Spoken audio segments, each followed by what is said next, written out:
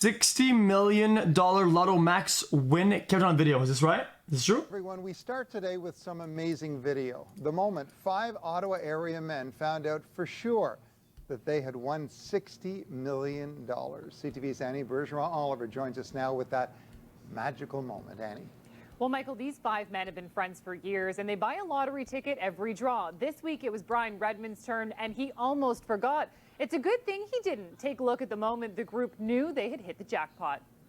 In this security video, you can see Brian and his friends walk into the Mr. Gas in Orleans. The group hand over their ticket in a plastic envelope, and a few seconds later, big hugs all around. Even the gas attendant can barely contain his excitement. You can see the group going back to look at their ticket, comparing it to the winning numbers, just to be sure there wasn't a mistake. I started to cry instantly. We heard the horror stories. We don't want to be those. So it's just taking the time and processing it and making sure that we do the right things and we keep each other's head aligned. If they split it evenly, the men will each get $12 million. Asked what they would do with all of that money. The men said they don't know just yet. Well, taxes, of course, first and foremost. I mean, what are they going to do with all that money? Well, first half of it or more goes to taxes, and then they can start thinking about other shit. Sink in before making any major decisions, but a new car or a new boat might be an option. Now, according to the OLG, most group members not really. are still It's like 55% that goes to taxes. Jobs, but early retirement or a new career, those are options they're thinking about. Michael? Wow, that video of the moment when they Canada has no taxes on lottery? What?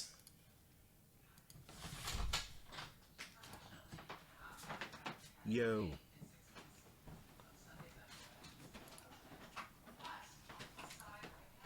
Probably except for Quebec. I think Quebec has something called Lotto Quebec, whatever, and they have like a lot of. Wait, I'm confused, chat. Is this true? The ticket in the I would be screaming and running around and calling all my friends on Twitter. Maybe I'd call you guys. Oh, what is this? Now to the man who nearly made a $273 million mistake. He bought a lottery ticket, a winning lottery ticket, but he left it at the store. Guys, I almost did the same thing. It was for a bit more, but there's one time I had the media share, right? And I almost forgot to wake up in the morning, dude. Holy shit, dude. And thankfully, an honest cashier came to the rescue. Now they're reunited. So I can relate to this. Have the story. Hey, TJ. Okay, Stray, get this. This man says he has not held a job in 15 years. And he still doesn't have a job this morning. But after you win $273 million, you go from being unemployed to now being retired. But he left his retirement fund on the store counter. Lucky in more ways than one. I still don't think it hit me totally, but it feels good. 54-year-old Mike Worski is the latest man to join the multimillionaire club. Overnight, cashing in his winning $273 million Mega Millions lottery ticket. My mother, she was sitting 5 feet away from me, and I told her, and she said, "Get the hell out of here, you're lying." But this mega moment almost never happened. I bought tickets, and messing with my phone and putting my money away, 2 hands. So I set the tickets down, thinking I was going to pick them up and walk out, and I just walked out without the tickets. Worski was answering his cell phone after purchasing the tickets, and he accidentally left them behind at this convenience store in New Jersey. Well, I have a question, chat. Chat, let's say that he picked it up. He wouldn't get anything, right? If he cashed it, because it's not him who bought it and shit, right? The last person in here buying lotto, and his tickets were here on the counter, so I put them for safekeeping under our register. Quick check cashier Phil Campolo held on to the tickets and gave them back to Worski when he returned the next day. There's not many people that are honest like that. ABC News exclusively reunited Worski with his Samaritan savior. I don't want to get emotional on camera, but I can't ask for a better friend. And I'm sure we're going to be friends. Very happy for you. I'm very happy for you. Sure, man. Worski's life is now forever changed by how about you give him some that they both believe was fate. I'm going to give him something, yes, but I'm going to keep that private. Okay, one fascinating part of this he did address, and this is a moral question for you all. He got divorced in October. Okay. His wife supported him for 15 years while he did not work. What is the right thing to do? I've had the whole studio upset about this. Huh? Is that a Do nothing. Give her fuck all. difficult question? Is it? I don't know. So I've had all kinds of arguments with people. What's the right thing he should do? He's got to Send her some flowers and some letter, dude.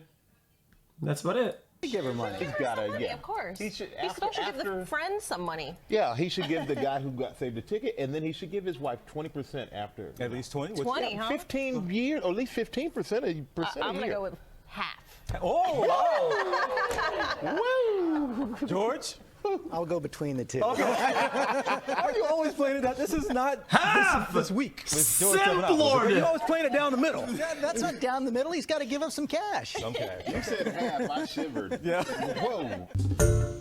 Hi, everyone. George Stephanopoulos here. Thanks for checking Okay, out. half is pure simplordness. All right, next. That was good though, guys. I actually enjoyed those videos, dude. I don't know why, dude. It's kind of cool to see like a yeah. Okay, next. Is this a good video too? What is this? You winning, son? Okay, we're not gonna watch this. This looks kind of weird. Jeez, that was so loud. Broke my ears. Wait, what about this? Next story is about a moment Chat, let's do like this as I'm done. people daydream about hitting the lottery jackpot, being handed that big check. The dream came true for an aunt and her nephew in Nova Scotia. They won Chase the Ace. But when they saw how the winnings were split, well, that's when things turned sour. Gary Mansfield picks things up from there. Aunt? Ace of spades? It was all smiles after Barb Reddick and her nephew Tyrone McGinnis picked up their big win, $1.2 million Chase the Ace jackpot. But it didn't take long for things to turn sour when both were handed separate checks for $600,000. Chase the Ace winners is going to court. I'm taking him to court. It was my ticket. Why is that? Because I bought the ticket. And now he's trying to lie and say I said split. I said split with the 50-50, not with no Chase the Ace. I'm taking him to court. I'm getting my lawyer tomorrow. Both names What? are Shut on the winning fuck ticket. up. Reddick says she only agreed to split the consolation prize and not the jackpot. What? The ace was Ah, drawn. shut I put up. his name on the thing. I told him for good luck. Now he's lying. But I'm taking it to court. I'm serious. I'm getting the lawyer tomorrow. Whose name was on the ticket? Me and Tyrone. You and Tyrone's ticket? I put his name on the ticket for good luck. Why did you do that? Because he's like a son to me. He was.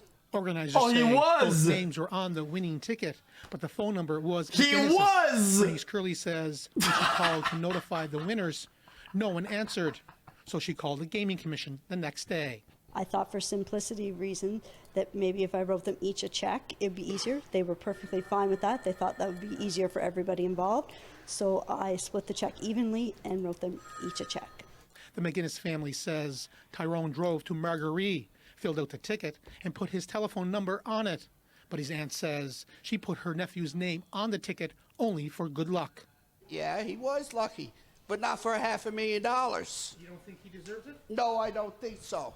Both families of the winning ticket left Marguerite in separate vehicles, and the next time they'll see each other could be in court. Gary Mansfield, CBC News, Marguerite. Jesus, dude. What a fucking witch. xQcl. Wait, there's a conclusion to this. Tonight we can tell you the chase is finally over. A family feud and legal battle Mr. over Cow, I a love $1.2 you. million Thanks for Chase the streaming Ace jackpot xQcl. has been settled. CTV's Kyle Moore tonight with more on how a woman and her nephew have agreed to split the prize. 57-year-old Barbara Reddick and her nephew, 19-year-old Tyrone McGinnis, arrived separately at the Port Hawkesbury courthouse this morning. But after 5 hours of meeting behind closed doors together, the two came to a mutual agreement. The terms being that of the $611,319.50 at issue, Mr. McGinnis will receive $350,000 and Ms. Reddick will receive $261,319.50. Bringing Reddick's total winnings to more than $800,000. I'm taking him to court. I'm getting my lawyer tomorrow. The mood much different more than 2 months ago when Reddick and McGinnis arrived to collect the more than $1.2 million Marguerite Chase the Ace jackpot. I put his name on the ticket for good luck. Why did you do that? Because he's like a son to me. He was. Reddick claimed she gave McGinnis money to buy tickets, but says there was never any agreement to split the big prize. When they were given separate checks, the lawsuit was on. But today, those feelings changed, according to Reddick's lawyer. What a greedy fucking witch. In terms of the settlement, it was reached mutually in order to avoid further court proceedings and to bring this matter to a final conclusion. Last month, Nova Scotia Supreme Court Justice Patrick Murray decided to freeze McGinnis' share of the winnings and instead offered a date for mediation. After some discussion, both parties agreed. How they came to the agreement today is unclear. Both lawyers didn't take any questions from media, only offering a joint statement. Both parties are looking forward to putting this matter behind them, and there'll be no further media comments made. Sure. To a family feud that attracted national attention. And Steve, both Barb Reddick and Tyrone McGinnis declined comment this afternoon. They both sure, man. Okay, that's a big cap. If you wanna. Okay, what is this? Why all the videos so loud? Oh, because this is loud. Okay. What is this? Smile. Okay.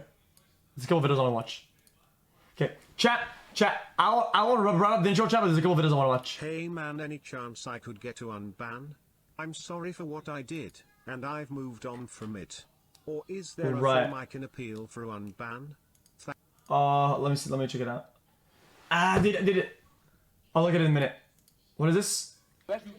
So many links in the chat. I know what to do, dude. Okay. First, I want to see this. Guys, I know what's going on. I'm just curious today. To bring up politics. Okay? I understand everybody has their opinions. That's fine. If you support him, great. If you don't, I understand. However, we're out here to go to Puerto Vallarta. We're supposed to be having a good time. And what I do ask is that as people, we have the common decency to respect each other's decisions and to... What is this music? Get along on this 3-hour and 13-minute flight so that we can have a good time when we get down there. Nobody wants to argue. Nobody's going to change their minds by arguing. And let's keep our opinions to ourselves on this particular matter at this particular time. When cooler heads prevail and we can talk and realize that we're all human beings and that we all can stick together and we can all pull for this country in our own way, then that's what we should do. If there's anybody that has a problem with this, that needs to vent or rant or rave, there's another flight tomorrow. You're not going to be on this one. I hope that's clear.